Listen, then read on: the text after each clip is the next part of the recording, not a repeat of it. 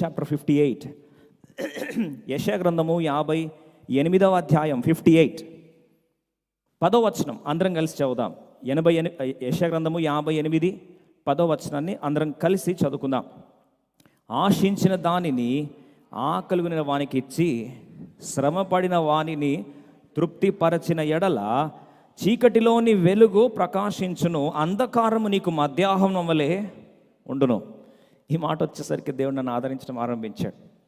ఖచ్చితంగా ఈ మొదటి 2 మాటలు ఈరోజు ఎవరు ఉద్దేశించాడో దేవుడు తెలియదు, కానీ మీరు నిజంగా ధన్యులు. దేవుడి మాట ద్వారా మీతో మాట్లాడాలని ఆశపడుతున్నా. ఆశించిన దానిని ఆకలిగొనిన వానికి ఇచ్చి, రెండవది శ్రమ పడిన వానిని తృప్తిపరచి, శ్రమ పడిన వానిని తృప్తిపరచి.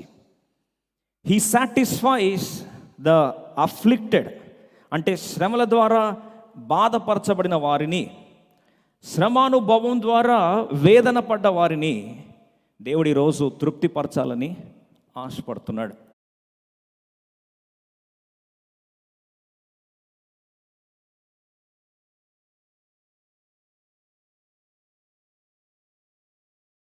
వచ్చావా? బాధ తట్టుకోలేక దేవుని మందిరానికి వచ్చావా? కన్నీటి పర్యంతమై నా బాధ దేవుడు అర్థం చేసుకుంటాడు, అసలు దేవుడు ఎందుకు ఇట్లాంటి బాధలు నాకెందుకు అనుమతిస్తున్నాడు అన్న ప్రశ్నలతో వచ్చావా?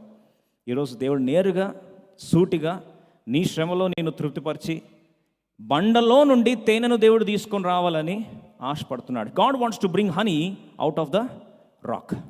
Honey out of the rock. నా వెనుకలు ఒకసారి ఇంగ్లీష్లో చెప్తారండి. Honey out of the rock. అయితే దీంట్లో ఉన్న సత్యం, అద్భుతం ఏంటి? తేనె ఒకవేళ Guinness book of world records ప్రకారం చూస్తే అన్నిటికంటే తీయనిది, మోస్ట్ స్వీటెస్ట్ థింగ్ ఏదైనా ఉందంటే ఏంటంటే అది తేనె అంటాం. హనీ. తేనెలాగా మాట్లాడుతున్నాడు అంటారు కదా. అంటే తేనె మాటలు అంటే ఇంకా అది తీయగా ఉంటాయి. Sweetest thing in the world according to Guinness book of world records is honey. మరి ఇప్పుడు బండ దానికి ఆపోజిట్గా ఎందుకు దేవుడు చెప్తున్నాడు? తేనె అర్థమైంది మనందరికీ తీయనిది. మరి బండ, కొండ లేదా బండ, దాని యొక్క అర్థం ఏంటి ఆలోచిస్తే, తీయనిది తేనె అయితే అన్నిటికంటే కఠినమైంది, గట్టిది ఏంటండి? బండ.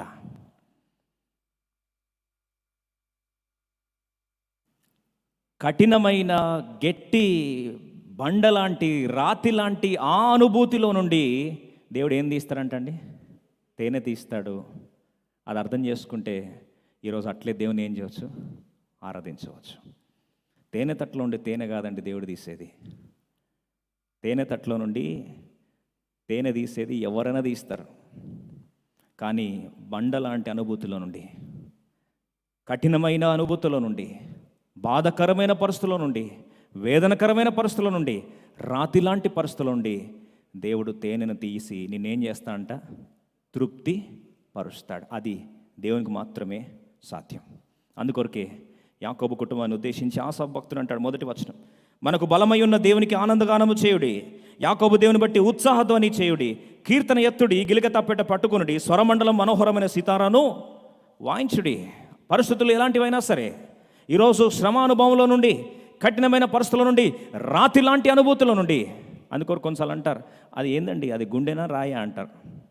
అంటే గట్టిగా కదలక కఠినమైన అటువంటి హృదయం ఉంటే అంటారు, రాతి గుండెని తీసి ఏం చేస్తాను? మాంస గుండె ఇస్తాన్నాడు కదా ప్రభు. రాతి కఠినమైంది, కఠోరమైంది, గట్టిది, hardest thing is the rock. అలాంటి దాని నుండి ఏం తీస్తారంటండి? తేనెని తీస్తాడంట. బహుశా మీరు ఆలోచిస్తే దేవుడు ఒక విశ్వాస జీవితంలో కఠినమైన అనుభూతుల నుండి మధురమైన తేనెని ఎలా తీస్తాడు? How can sweetest thing come out of the hardest experience? ప్రేమిత్రమా, ప్రియ సోదరి సోదరుడా, ఈరోజు నీ జీవితంలో కఠినమైన అనుభూతి గుండా వెళ్తున్నావా? ఇదే ఎందుకు వస్తుందండి నా జీవితంలో, ఇది లేకపోతే బాగుండు కదా అని ఈరోజు బాధపడుతున్నావా? ఈ అనారోగ్య సమస్య లేకపోతే బాగుండని ఆలోచిస్తున్నావా? ఈ ఆర్థిక ఇబ్బంది లేకపోతే బాగుండని ఆశిస్తున్నావా? ఈ కుటుంబ సమస్య లేకపోతే బాగుండని ప్రార్థిస్తూ వచ్చావా? ఇటువంటి వ్యాపార ఈ స్ట్రెస్, ఒత్తిడి, ఈ కఠినమైన ఈ పరిస్థితి లేకపోతే బాగుండు, ఈ హార్డ్షిప్స్ లేకపోతే బాగుండు, జీవితం సుఖంగా ఉంటే బాగుండు, ఇలాంటి అరణ్యం లాంటి పరిస్థితి, రాయి లాంటి పరిస్థితి నాకెందుకు వస్తుందని ఆలోచిస్తూ వచ్చావా? దేవునితో మాట్లాడాలని ఆశపడుతున్నాడు. మొదటి ఆశీర్వాదం. ఎందుకు కఠిన పరిస్థితులు, శ్రమలు నీ జీవితంలో మూడంతల ఆశీర్వాదపు తేనెను ఎలా తీసుకొని వస్తుందో మూడు ఆశీర్వాదాలను మీ ముందు పరిచయం చేస్తాను. I want to quickly introduce to you 3 beautiful honey experiences out of the rock of trials, tribulations, hardships that you have encountered, how God wants to bring sweetest honey out of the hardest experience you had undergone.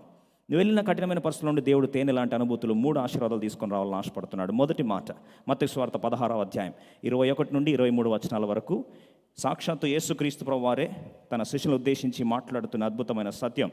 మత్తయి సువార్త 16వ అధ్యాయం 21, 22, 23 వచనాలను అందరం కలిసి చదువుకుందాం. Let's read all together.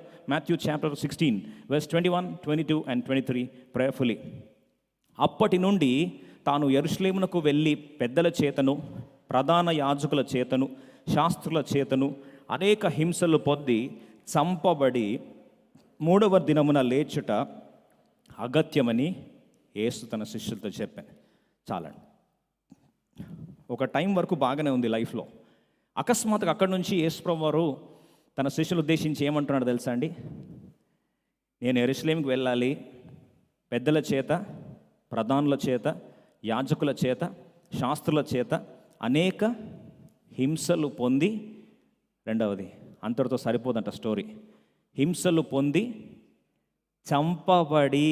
ఇంకా ఈ story వినేసరికి హింసలు, చావు, బాధలు, కష్టాలు అనేసరికి ఇంకా వెంటనే పేతురు అంటున్నాడు 22వ వచనం, అందరం కలిసి చదువుదాం. మనలాంటి వాడే, సగటు క్రైస్తవ ప్రపంచం సాధారణంగా మాట్లాడే మాటలే.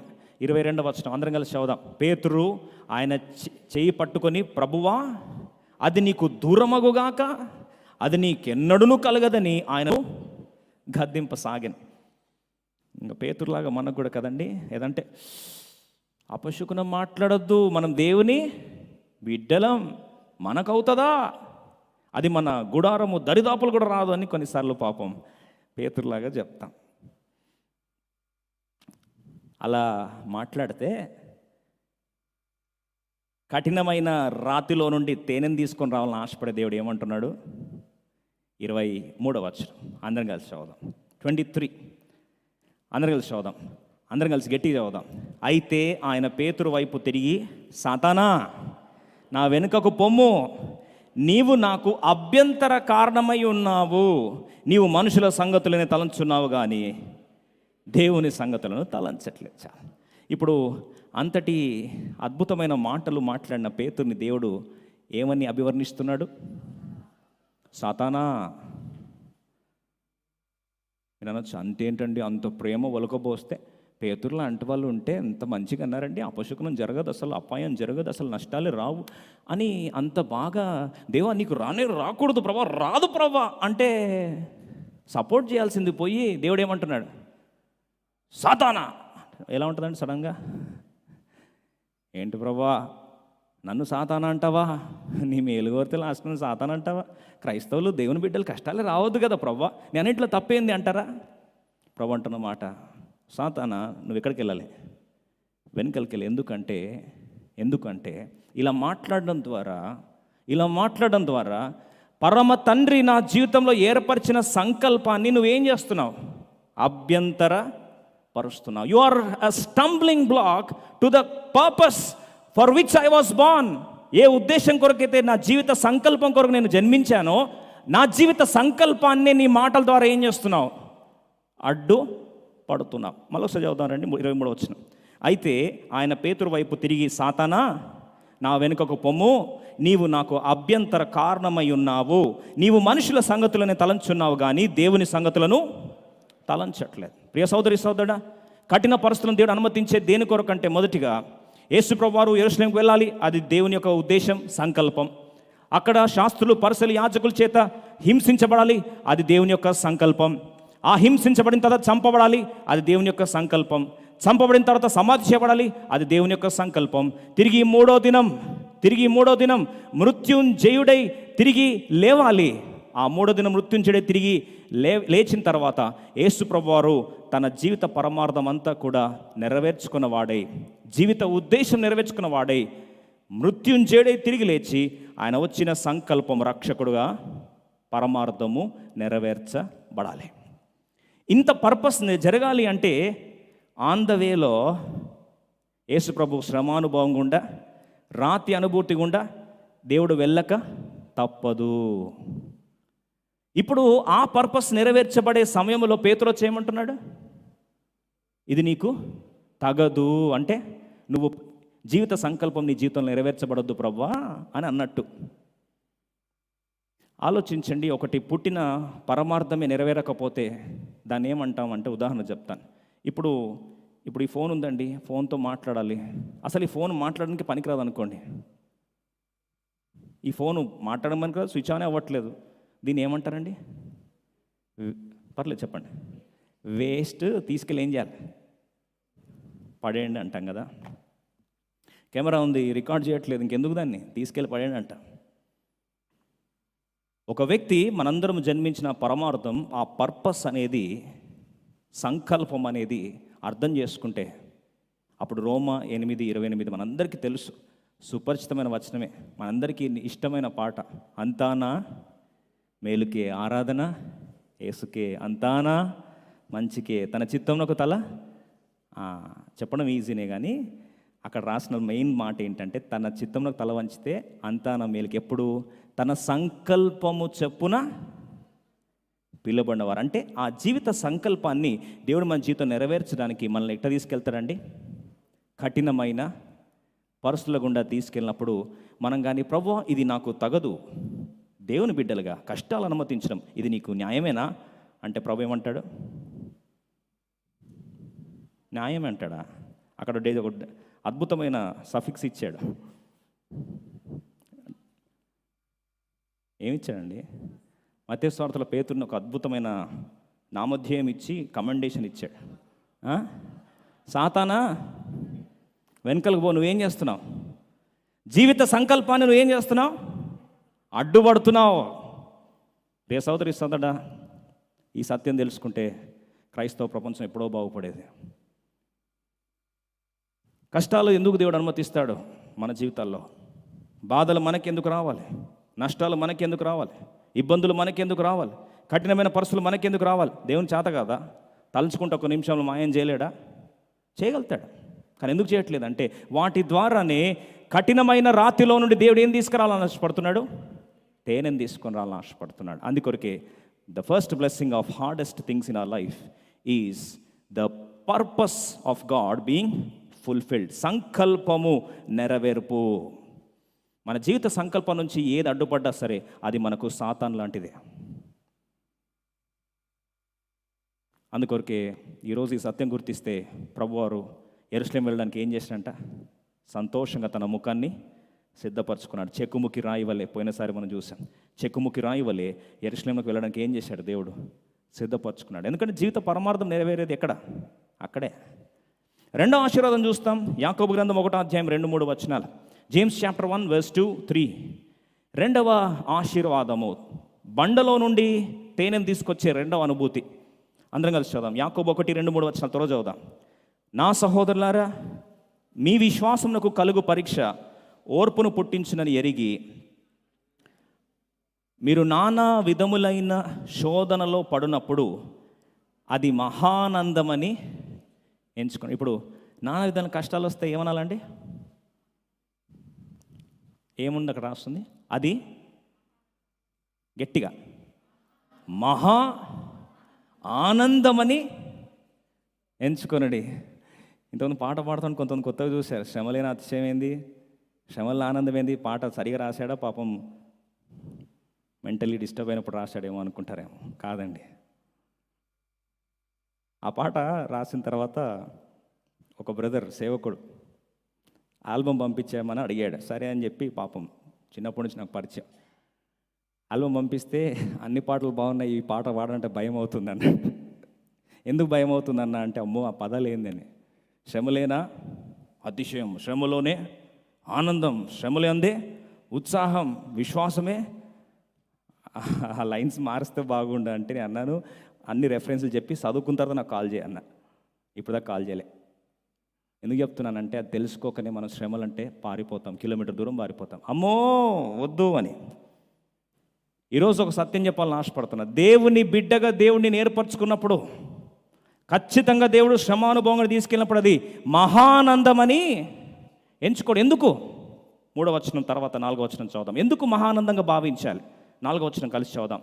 ఎందుకంటే ఈ శ్రమల ద్వారా మనం ఏమొస్తుంది? 4వ వచనం చూడండి. మీరు సంపూర్ణులను అనునాంగులను ఏ విషయంలోనైనాను కొదువలేని వారునై ఉండవున్నట్లు ఓర్పు తన క్రియను కొనసాగింపనీయుడి. చాలండి. ఇలా చేస్తే అంటే ఈ శ్రమల్లో మహానందంగా భావిస్తే ఈ శ్రమల ద్వారా మనకు వచ్చే ఓర్పు, ఈ ఓర్పు ద్వారా మనకు ఏమిస్తాడు దేవుడు? సంపూర్ణత, పర్ఫెక్షన్. 2వ తేనె అనుభూతి ఏంటంటే పర్ఫెక్షన్, సంపూర్ణత. We become perfect people. World is aiming for perfection కాదంటారండి? ప్రపంచం అంతా ఎక్కడ చూసినా సరే పర్ఫెక్షన్ కొరకు ఏం చేస్తున్నాం? గోల్డ్ స్టాండర్డ్స్ ఏవి అంటే టెక్నాలజీ కానీ, సాంకేతిక విభాగం కావచ్చు, ఏ ప్రాంతంలో కావచ్చు, విద్యారంగం, వైద్య రంగం, ఎక్కడైనా సరే మనందరం అనేది ఏంటంటే పర్ఫెక్షన్, పర్ఫెక్షన్, పర్ఫెక్షన్. అన్నిట్లో పర్ఫెక్షన్ ఎంపిక చేసుకునే మనము మన జీవితాల్లో దేవుడు పర్ఫెక్షన్ కొరకు ఏర్పరచుకొని ఏమనుభవిస్తున్నాండి? శ్రమానుభవం ద్వారా తీసుకెళ్తున్నప్పుడు దాన్ని మనము మహానందముగా భావించగలిగితే అది మనకి ఏమవుతుందండి?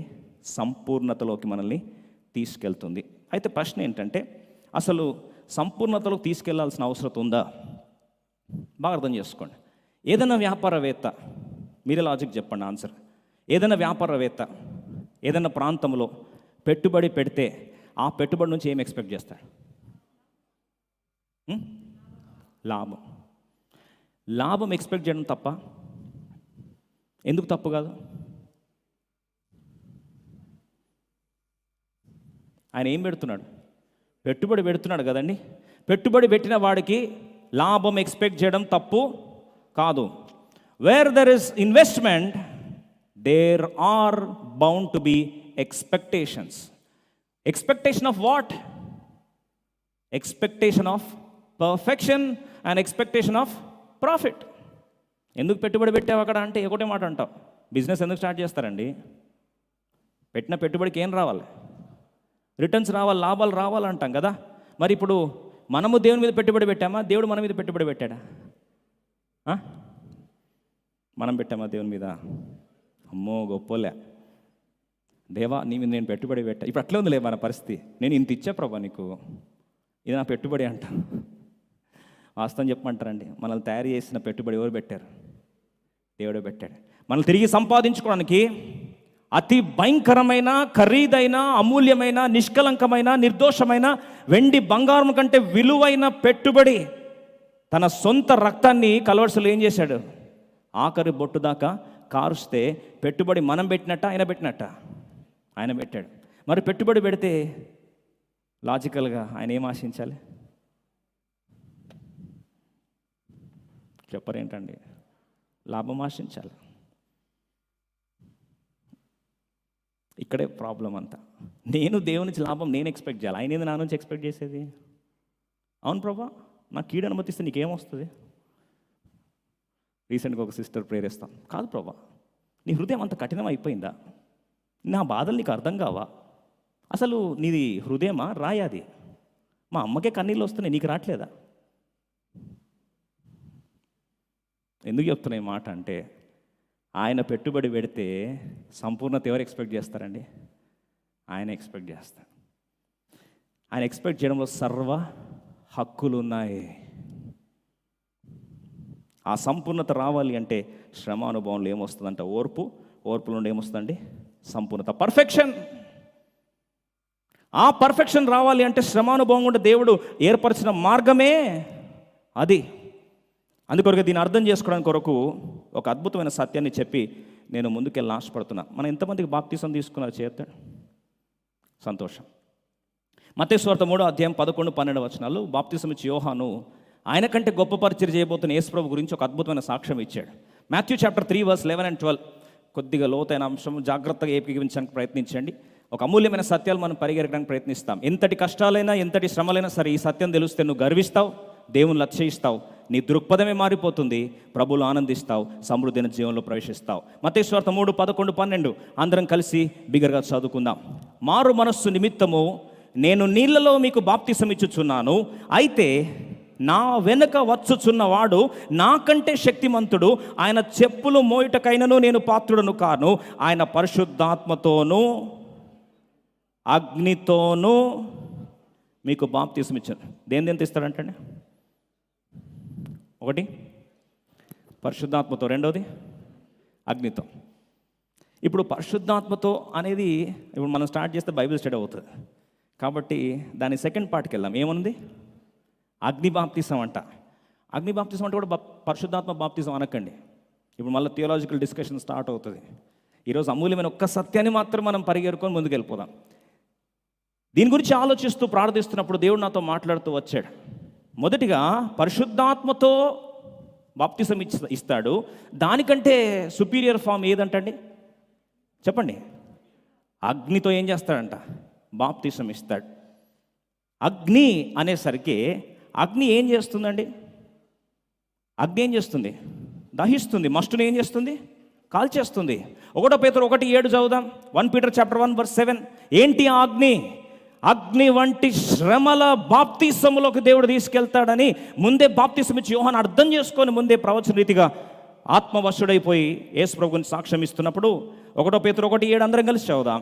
నశించిపోవు సువర్ణము, అందరం కలిసి చదువుదామా? 1 పేతురు 1:7. నశించిపోవు సువర్ణము అగ్ని పరీక్ష వలన శుద్ధపరచబడుచున్నది కదా, దానికంటే అమూల్యమైన మీ విశ్వాసము ఈ శోధనల చేత పరీక్షకు నిలిచినదై యేసుక్రీస్తు ప్రత్యక్షమైనప్పుడు మీకు మెప్పును మహిమయు ఘనతయు కలుగుటకు కారణమగును. ఏంటంటే ఇది ఇప్పుడు అగ్ని బాప్తిసం అంటే ఏంటిది?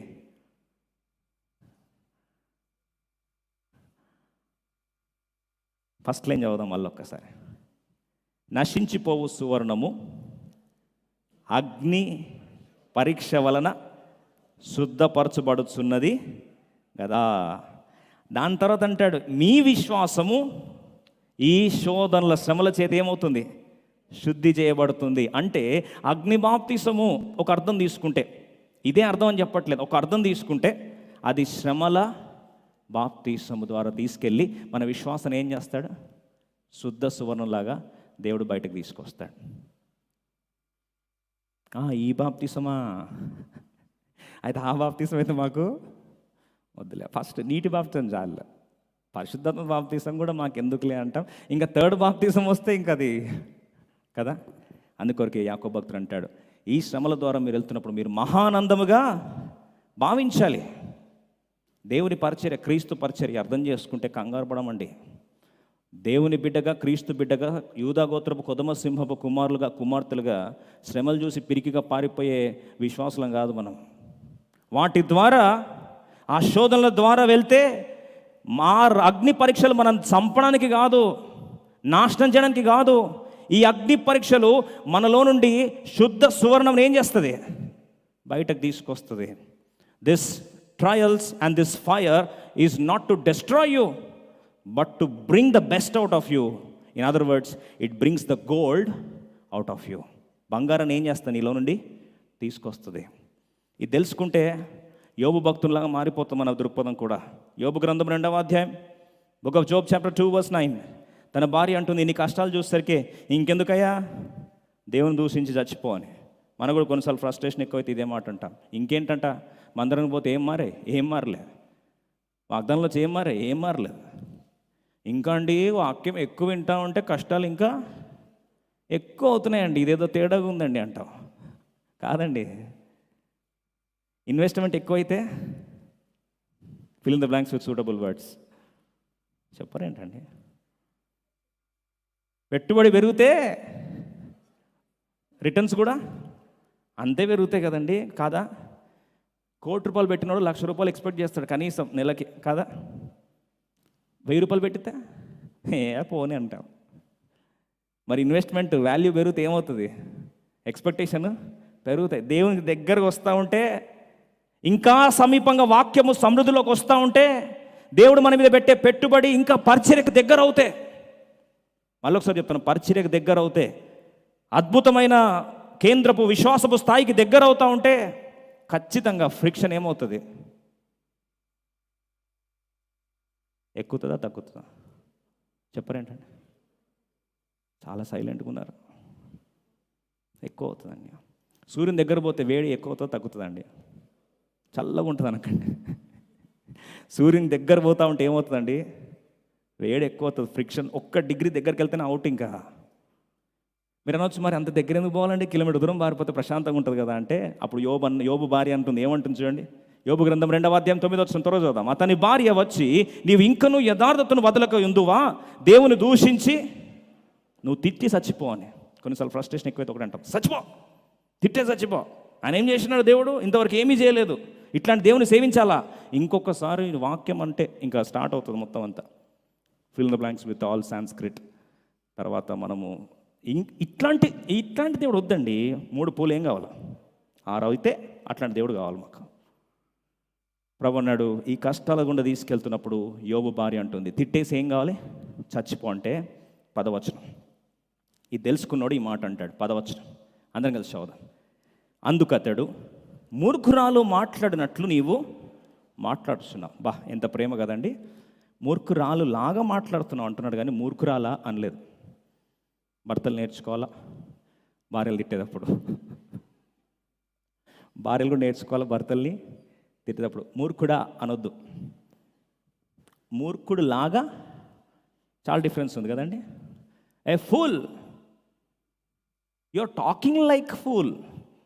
డిఫరెన్స్ ఉందండి లేదా? పంది అనొద్దు, నువ్వు పందిలాగా పొర్లుతున్నావు అనాలి. యోబు స్టైల్ అన్నమాట. యోబు అంటాడు, మూర్ఖురాల్లాగా మాట్లాడుతున్నావు అంటే, నువ్వు మూర్ఖురాలు కాదమ్మా, ఈ ఒక్కరోజు నీలో ఏమొస్తుంది? మూర్ఖురాల్లాగా మాట్లాడుతున్నావు నువ్వని ఏమంటాడు? మూర్ఖులు మాట్లాడే మాటలు ఏంటట? 10వ వచనం. మనము దేవుని వలన మేలు అనుభవించుదుమా, కీడును మనం అనుభవింప తగదా? దేవుని నుంచి మేలేనా? కీడు రావద్దా?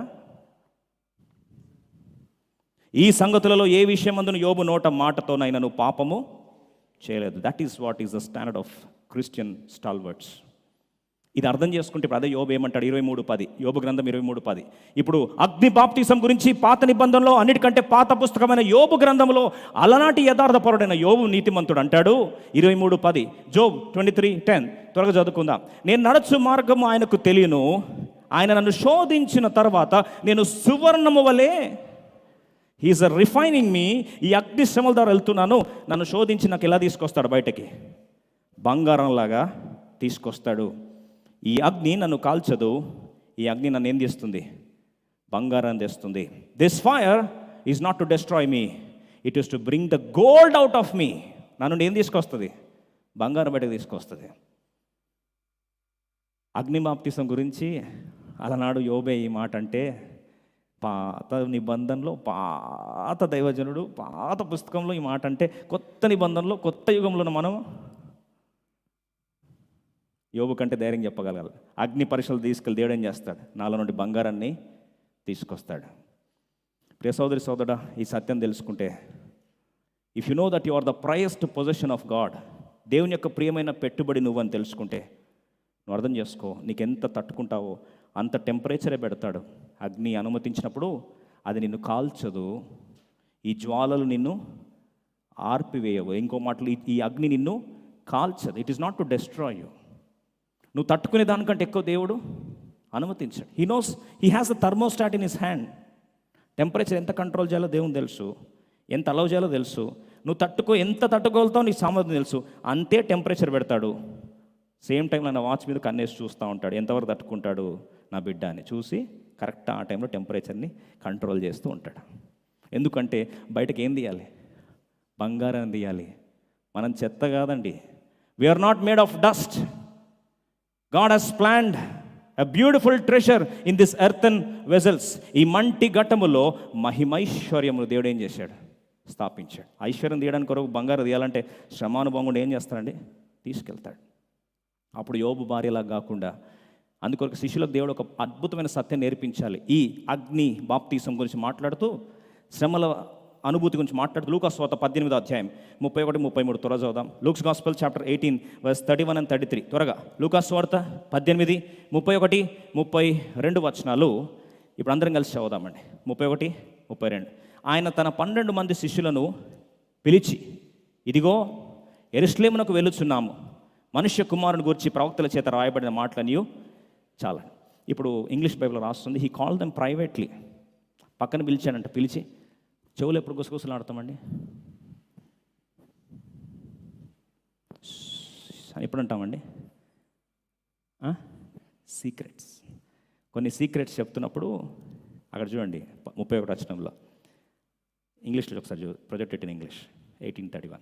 Then he took unto him the 12, ఇంగ్లీష్లో ప్రైవేట్లీ అని రాస్తుంది ఒకటి కేజేబిల్, and said unto them behold. పక్కన తీసుకెళ్ళి శిష్యులు చెప్తున్నాడు, మీకు సీక్రెట్ చెప్తున్నాను జాగ్రత్త, ఒక రెవల్యూషన్ చెప్తున్నాను, ఒక ప్రత్యక్షత చెప్తున్నాను. ఏంటి? Behold we go up to Jerusalem and all things that are written by the prophets concerning the son of man shall be accomplished. అన్నీ నెరవేరుతాయి. ఏంటేంటి? 32 తెలుగులో చదువుదాం. 18, 32, 32, 33 తెలుగులో లూకా సువార్త 18, 32, 33, 32 and 33 కలిసి చదువుకొని త్వరగా. ఆయన అన్యజనులకు అప్పగింపబడును, వారు ఆయనను అపహసించి అవమానించి ఆయన మీద ఉమ్ము వేసి కొరడాలతో కొట్టి చంపుదురు, 3వ దినం ఆయన మరలా లేచునని ఇవన్నీ చెప్పి అపహసించి ఉమ్మి వేసి ఎగతాళి చేసి ఇవన్నీ అనేసరికి, అవమానించి అనేసరికి ఇవన్నీ మాటలు చెప్పి సీక్రెట్ చెప్తున్నట్టు. ఇవన్నీ చెప్పి జాగ్రత్త, ఇవన్నీ జరుగుతాయి, బిహోల్డ్, హలో అని చెప్పి ఇవన్నీ చెప్తా ఉన్నాడు. వీళ్ళకి అది అర్థం కాలే. ఏంటిది, దీనికి పక్కన పిలిచి చెప్పాల్సినంత అవసరమా అని అనుకున్నారు. యేసు ప్రభు చెప్పినట్లే యెరూషలేంకి వెళ్ళారు. ఈ సత్యం అర్థం చేసుకుంటే పారిపోయేవాళ్ళు కాదు కదా. అందరూ ఏం చేస్తున్నారు? శిష్యులందరూ ఆయన విడిచి పారిపోయారు. ఇప్పుడు యేసు ప్రభు చనిపోయాడు, సమాధించబడి తిరిగి లేచాడు, మృత్యుంజయుడై తిరిగి లేచాడు. ఇప్పుడు పునరుద్ధానం తర్వాత యేసు ప్రభు వారు ఈమై గ్రామంకు 2 శిష్యులు వెళ్తూ ఉంటే లూకా సువార్త 24వ అధ్యాయానికి వస్తాం. 45, 46, 47 వచనాలు చదువుదాం. అద్భుతమైన సత్యం చూడండి. ఈ సత్యము, ఈ రెవల్యూషన్, ఈ ఇన్స్పిరేషన్, ఈ యాటిట్యూడినల్ చేంజ్, ఇది సమున్నతమైన మార్పు. ఒకసారి చదువుదాం రండి. లూకా సువార్త 24వ అధ్యాయం 24 వర్స్ 45, 46, 47 అందరం కలిసి చదువుదాం. అప్పుడు వారు లేఖనములు గ్రహించినట్లుగా ఆయన వారి మనస్సు తెరిచి, అప్పుడు మనసు మార్చి కళ్ళు తెరిస్తే, హీ ఓపెన్ ది రైట్స్, కళ్ళు తెరిస్తే ఇప్పుడు ఈ మర్మం అర్థమైందంటండి, శ్రమల మర్మం. 46వ వచనం, క్రీస్తు శ్రమపడి 3వ దినమున మృతులలో నుండి లేచుననియు. 47వ వచనం, యెరూషలేము మొదలుకొని సమస్త జనములు ఆయన పేరట మారు మనసు పాపక్షమాపణ ప్రకటింపబడుననియు రాయబడి. ఈ సత్యం వాళ్ళకి ఎప్పుడు అర్థమైందండి? యేసు ప్రభు వారు ఏం చేశారంట? వారి మనస్సు తెరిచి. ఈరోజు మన మనసు తెరిస్తే ఎంత బాగుండు కదా. దేవుడు మన జ్ఞానేంద్రియాలతో పాటు మన మనోనేత్రాలు తెరిస్తే బాగుండు కదా. ఈరోజు ఈ యాటిట్యూడ్నల్ చేంజ్, దృక్పథ మార్పు జరిగితే ఎంత బాగుండు. మూర్ఖులుగా మాట్లాడకుండా ఈరోజు దైవ సత్యాన్ని గ్రహించి సువర్ణము అగ్ని బాప్తిసం గుండా ప్రభు తీసుకెళ్ళి దీనిలో నుండి ನನಗೆ ఏం తీసుకొస్తున్నాడు? శ్రమ, ఓర్పు ఏం చేస్తుంది? సంపూర్ణంగా చేస్తుంది, పర్ఫెక్షన్. ఈ సంపూర్ణతలో తీసుకొచ్చినప్పుడు సంపూర్ణ సిద్ధి అనుభవించే పర్ఫెక్ట్ బీయింగ్గా ఆయన పెట్టిన పెట్టుబడికి నా నుండి ఏమొస్తున్నాయి? రిటర్న్స్ వస్తున్నాయి. ఎంత గొప్ప ఆశీర్వాదం. ఆఖరి ఆశీర్వాదం.